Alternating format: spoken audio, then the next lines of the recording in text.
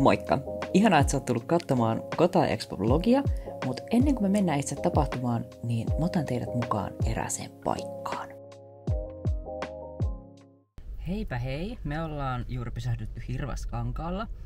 Me ollaan siis matkalla ajamassa Kota Expoon ekan kertaa autolla. Yleensä me ollaan menty junalle, siis auto on täynnä meidän myyntitavaroita. Mutta siis me yhtäkkiä vaan tajuttiin, että millainen sattuma, että me ollaan nyt Hirvaskankaalla ja huutokauppakeisari pitää huutokaupan tuossa 2 kilsan päässä alle tunnin päästä. Että ei me voida jättää tämmöistä mahdollisuutta käyttämättä, joten me suunnataan huutokauppaan.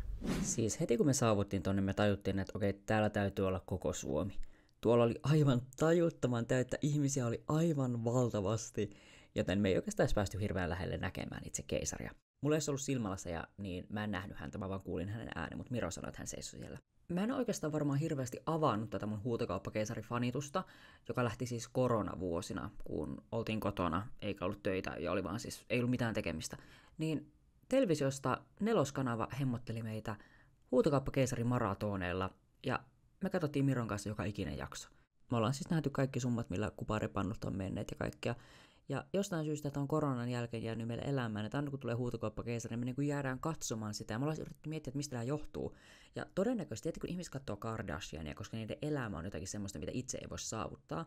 No low-keyta on myös semmoista elämää, mitä mä en itse voi saavuttaa. Näistä tavaroista pitäisi sitten kai vähän antaa sulle rahaa, mutta ei paljon. Mutta se on jotenkin niin erilaista meidän omasta arjesta, meidän omasta elämästä, että se on niin hirveän mielenkiintoista katsoa. Varsinkin tämän viimeisimmän kauden jaksot. Ne on katsomisen arvoiset. Mä en tiedä, onko siellä vaihtunut leikkaa tai joku tuottaja tai joku tämmönen, mutta jostain syystä nämä viimeisimmän kauden jaksot hittaa tosi hyvin.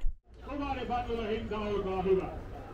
Vois huutaa. 200 euroa, kiitoksia. Näin alkaa huutokauppa, kiitoksia. 150 ensimmäinen, 260, 320 ensimmäinen, 320 toinen, 325 kokisanin viimeinen.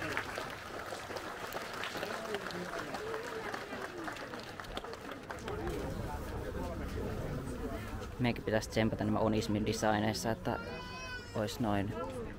Mä en tiedä näettekö, mutta tuolla on tommonen tosi iso kuparipannu. Me oltiin tuolla semmoisen niin kuin about vartin verran, ehkä 20 minsaa, mutta me oltiin, että täällä on niin kuuma, että me lähdetään pois, koska täällä on niin paljon autoja, niin mieluummin lähdetään tässä vaiheessa, kun täältä vielä oikeasti pääsee ulos. Jatketaan matkaa kohti Tamperetta. Saavuttiin Airbnbiin, tää on tosi sulonen. Täältä löytyy mun iltapala. Tämä on tosi valkoinen ja nätti ja mitäs täällä on? Voisiko se olla Onismin seuraava tuote? Kyllä. Meillä siis tuli valikoimaan nyt tämmöisiä niin kuin Suomessa valmistettuja tuotteita, eli nämä on tehnyt rovaniemeläinen ompelija. Ja tämä on niin kuin meidän suunnitelman pohjalta ja sitten tämä kuuluu siihen meidän Neon Sigillism Collectioniin. Ja näitä tulee 2 myyntiä nyt Kota Expoon. Ja sitten me myöhemmin tilataan loput verkkokauppaan. Pakko antaa pisteet. Täällä oli myös veden suodatin. Oikeesti. Jos teillä ei ole suihkussa tämmöistä, niin hommatkaa.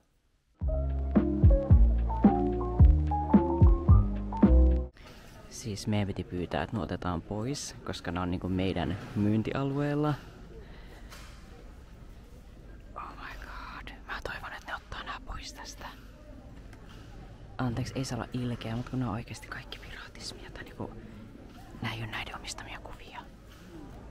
Tältä näyttää meidän valmis standi.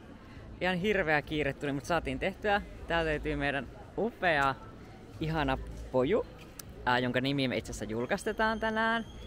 Oh my god, vitsi. Kiire tuli, mutta saatiin. Meillä on täällä tämmönen rekki, missä on meidän teepaitoja ja pitkäasiaa.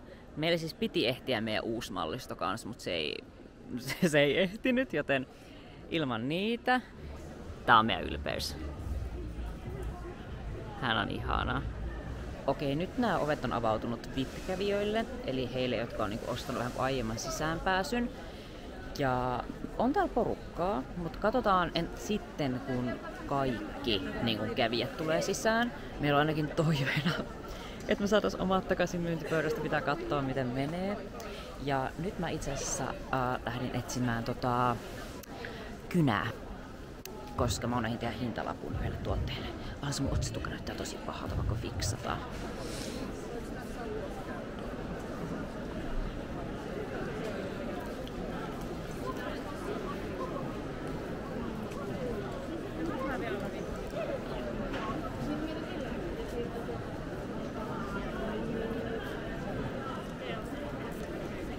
Oh my god, eka kangaskassi on nyt menossa. Siis tosi hyvin on mennyt tää alku. Aivan ihanaa. Mä suuntaan seuraavaksi käymään katsoa, että missä on tuo paikka, missä mä pidän ohjelmaa. Ja sit mä menen käymään kuvitellaan tossa pöydällä, koska mä voin nähdä mitä heiltä löytyy. Täältä löytyy standi.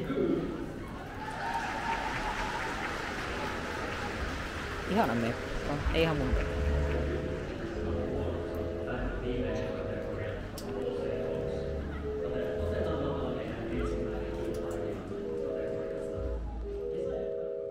Kuvitellaan Store on siis tämmönen niinku suomalainen yritys, jotka siis myy second handina japanilaisen katumuodin tuotteita. Ja tää oli eka kerta, kun mä näin heidät missään tapahtumassa, että oltiin niinku samaan aikaan. Mun mielestä on niin ihana, että J-muotivaatteet ja ylipäätään niinku siis vaatteet on löytäneet tiensä konien myyntipöytäsaleihin.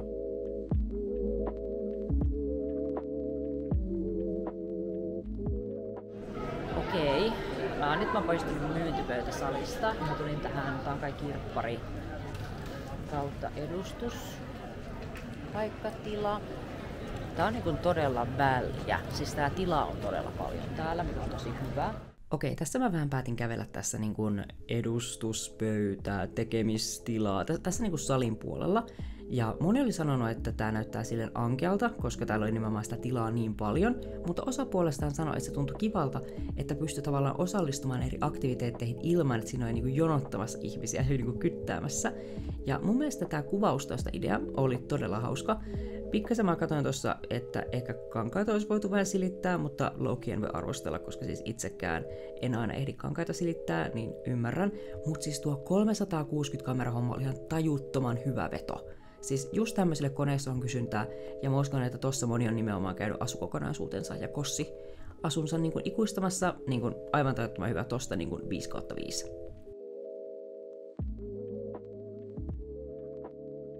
Seuraavaksi mä jatkoin tämän oikean tilan löytämistä ja lopulta ihana Freak Angel tuli pelastamaan mut ja näyttämään, että missä ihmeessä se tila oikein on. Tonne tilaan oli aika sokkeloinen matka, en olisi itse todellakaan löytänyt sinne ja tossa vaiheessa mulle tuli vähän semmoinen pelko, että okei, tuleekohan tänne porukkaa, että löytääkö porukka ylipäätään tänne. Ja sitten me vähän huolestuttiin, koska tuossa oli aika tunkkainen sisäilma, niin mietittiin, että okei, että mitenhän tuossa niinku ääni kulkee ja niin kuinka kauan ihmiset jaksaa istua siellä. Mutta loppujen lopuksi tämä esitelmä meni mun mielestä ainakin tosi kivasti. Mä pidin Kota Expossa luennon, missä mä käsittelin sitä, että miltä japanilainen katumuoti näyttää nyt vuonna 2024 ja miten se on esimerkiksi muuttunut pandemian jälkeen. Tää on sellainen luento, minkä mä haluaisin ehkä pitää myös muissakin koneissa. Mä jännitti aivan hirveästi, että tuleeko tätä kuuntelemaan ketään, koska samaan aikaan tässä on Kunniaverse-ohjelmaa. Ja tuo paikka oli vähän silleen syrjässä, mutta mä oon tosi yllättynyt, miten moni oikeasti löysi sinne. Jos olit kuuntelemassa tätä luentoa, niin oikeasti ihan tajuttoman iso kiitos. Mä olin siis niin liikuttunut, kun mä tulin sinne ja mä huomasin, että oh my god, täällä on ihmisiä. Ja musta on ihanaa, että tää aihe niin kuin kiinnostaa. Tämä esitelmä oli jaettu vähän niin kuin 3 osaan, eli ensin oli sitä, että mitä japanilainen katumuoti yleensä on, miten se on syntynyt ja minkälainen se kulttuuri on ollut ennen niin kuin pandemiavuosia. Toinen osio oli puolestaan, että miten pandemia vaikutti Harajukuun ja kolmas puolestaan, että miten Harajuku-kulttuuri toipui pandemiasta ja miltä japanilainen katumuoti näyttää niin kuin nyt pandemiavuosien jälkeen. Mä halusin tähän esitelmään lisätä myös tämmöisen kohdan, missä mä esittelen muutamia uudempia tämmöisiä niinku brändejä, jotka myy niinku cooleja ja söpöjä vaatteita. Ja siitä mulle niinku nousi mieleen, että olisiko teidän mielestä kiva, jos jossakin konissa mä pitäisin luennon siitä, että mistä J-muotivaatteita niinku kannattaa ostaa, tai minkälaisia niinku brändejä markkinoilla on, mitkä toimittaa Suomeen, ja esimerkiksi, että millä lailla sä pystyt niinku Japanista tilaamaan esimerkiksi J-muotibrändien vaatteita. Kertokaa, jos tämmöisellä olisi kysyntää. Ja ylipäätään mä mietin sitä, että onko ohjelmat silleen, että se kanttii pitää vain yhdessä konissa, vai olisiko teillä kiinnostusta kuulla tää luento jossain toisessakin konissa joskus, koska niin kun mä mielelläni oikeasti puhuisin tästä. Mun mielestä tää aihe on vaan niin kiinnostava. Tää kenet mä löysin. Ihan tuo niinku liila ja punainen. I know! Mä oon nyt innostunut väriyhdisteleen lilan kanssa niinku kaikkea. Mä oon nyt keltainen, oranssi ja punainen nyt ja tummansininen, harmaa ja keltainen. Sanoinko mä keltainen? Mikä sanoit? Tuo on ihanaa. Mä oon innoissani. Ihana. Tuolla näkyy meidän pojuki. Joo. Hänen nimeksi tulee Roku. Aivan niinku... Kuuma mies. Mä tulin tänne ihan innoissani kuvaamaan kaikkea. Tää on niin kiva. Mä oon niin ylpeä susta oikeesti. Tää on niin siistiä. Mä vaan niinku... Mun äitikin on linkkaillu mulle jotain sun juttu. Se onks toi Ron? Sitten mä sanoin, joo, that's my boy. Kiitos, lähdet sun äidin terkkuja oikeesti. Joo, mä laitan. Ihana. Miranda äiti kanssa tekee ihan tajuttoman hyvää kasvisgratiinia. Se oli niinku hyvää.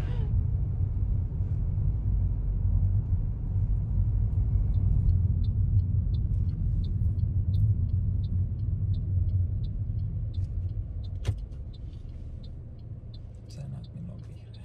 Joo.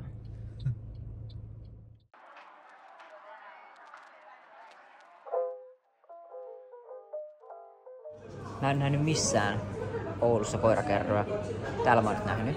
Uskotko, että toi voisi olla naispari? Uskotko sä, että nää on miespari? Ihan varmana, joo. Jas. Ei kyllä näytä oikeesti noin iloiselta. Tää oli äsken se, joka tanssi. Nyt sillä on joku toinen. Tää on minä.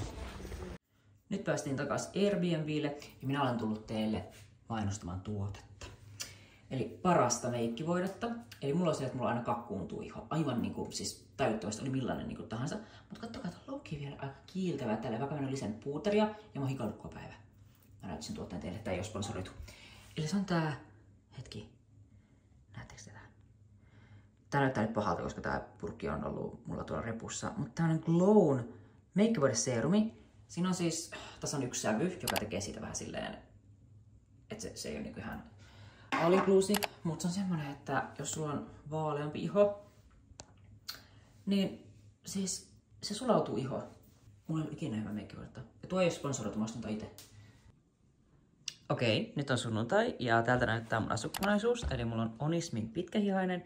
Sitten mulla on uudet buffalatoiset pinkit kengät. Sitten mulla on säärystimet ja Misbehavin paskari. Muista tästä oli ihan söpöä outfitti. Mä mietin aluksi toista, mutta tuolla on niin lämmin, niin mä ajattelin, että mennään nyt tällä. Tää on siis semmosen suomalaisen suunnittelema. Mä laitan tähän hänen niin Instagramissa.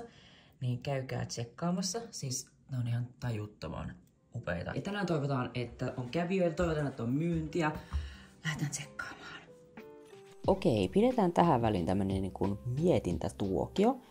Mä juttelin tuossa muiden myyjien ja taidekujalaisten kanssa ja moni sanoi sitä, että oli ehkä vähän pettyneitä siihen kävijämäärään, koska Kota Expohan oli alun perin tavoitellut semmoista 10 000 kävijää, mutta lopullinen summa oli tainnut olla sellaisen niin kuin oisko 4000. Syytähän on varmasti se, että tämä tapahtuma järjestettiin hyvin kiireisenä viikonloppuna. Samaan aikaan oli Helsinki Pride, oli Tuska, Provinssi ja muita tapahtumia, jotka vie totta kai konikansaa. Ja kun mä itse mietin, että jos mä en olisi ollut myymässä tässä tapahtumassa, niin mä olisin todennäköisesti priorisoinut Helsinki Pridein, koska no ensinnäkin Pridella on jo niin vakiintunut se ajankohta, ja tällaisena aikana Pride tarvitsee sitä niin kuin kannatusta. Ja totta kai ihmiset haluaa mennä ensisijaisesti sinne. Mutta jos tämä tapahtuma olisi järjestetty johonkin muuhun ajankohtaan, jossa ei ole niin tiiviisti kiinni tapahtumia, niin mä uskon, että ne olisi hyvinkin voinut päästä siihen heidän tavoittelemaan summaan. Nyt on about ensimmäinen tunti takana. Me ollaan myyty pääasiassa avaimenperiä ja tarroja, joka on ihan hyvä sille ekalle tunnille. Täällä alkaa nyt vasta hiljalleen tulee ihmisiä. Eli tämä ensimmäinen tunti on selvästi ollut hiljaisempi. Mä toivon, että tänään tulee porukkaa, koska siis tänään kunniavierana on, mikä on Seppo Talisman näyttelijän nimi? Jarmo Koski on tänään kunniavieraana. Ja mä toivon, että se vetää ihmisiä. Että nyt jos porukka on eilen Pridelle, ehkä porukka tulee tänään tänne.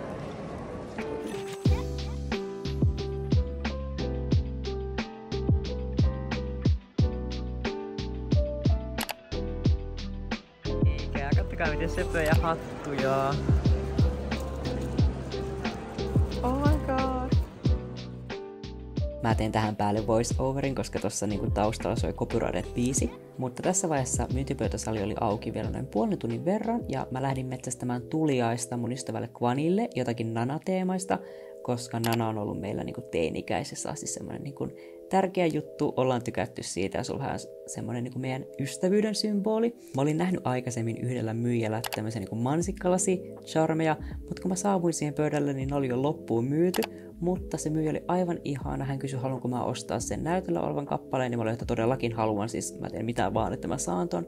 Ja ylipäätään hänellä oli niin hienoja Nana-taideteoksia. Jos näette hänet jossakin konissa, niin oikeasti menkää ostamaan, siis aivan tajuttoman upeita. Sitten kun mä lähdin takaisin meidän myyntipöydälle, niin mä kävelin tämmöisen Koru-brändin ohi, jota mä en itse ollut nähnyt aikaisemmin. Mä olin kävellyt noiden ohi konissa, ilmeisesti oli kiinnittänyt mun huomiota. Ja mä olin vaan, että herranjestas, miten mä voin mennä tämmöisen ohi, koska tää on niin mun estetiikkaa. Mä päädyin ostamaan häneltä yhden kaulakorun, ja jos tää kiinnostaa sua, niin hänellä on myös Instagram ja Tisen nimellä Amorspis. Myyntialue alkaa olla aika tyhjä. Me saatiin kans valmiiksi. Lähetään etsimään.